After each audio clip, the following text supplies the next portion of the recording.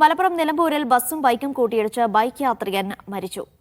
ചാലിയാർ സ്വദേശി മണികണ്ഠനാണ് മരിച്ചത്. പരിക്കേറ്റ മറ്റൊരാൾ ചികിത്സയിലാണ്.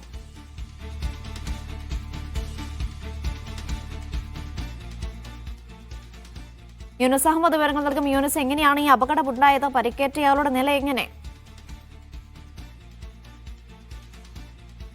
അനിഷ, ഇന്ന് ഉച്ചയോടുകൂടിയാണ് നിലമ്പൂർ ഈ ജ്യോതിപ്പടിയിൽ ഈ ഒരു അപകടം ഉണ്ടാകുന്നത്. ഈ ബസ്സും ഈ ബൈക്കും കൂട്ടിയിടിക്കുകയായിരുന്നു. ആ ദൃശ്യങ്ങൾ നമുക്ക് കാണാം.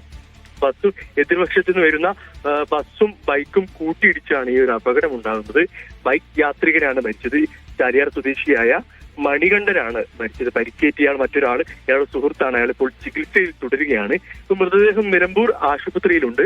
പോസ്റ്റ്മോർട്ടത്തിന് ശേഷമാകും മൃതദേഹം ബന്ധുക്കൾക്ക് വിട്ടു നൽകുക. ഏതായാലും പോലീസ് എത്തി ഇപ്പോൾ തുടർ നടപടി സ്വീകരിച്ചിട്ടുണ്ട്. ആ ദൃശ്യങ്ങൾ കാണുന്നത് പോലെ എതിർവശത്തോട് വരുന്ന ബസ്സും അതുപോലെ ബൈക്കും കൂട്ടിയിടിക്കുകയായിരുന്നു. കൂട്ടിയിടിച്ച് സംഭവ സ്ഥലത്ത് വെച്ച് തന്നെ ഈ മണികണ്ഠൻ മരിച്ചു എന്നാണ് നമ്മൾ മനസ്സിലാക്കുന്നത്.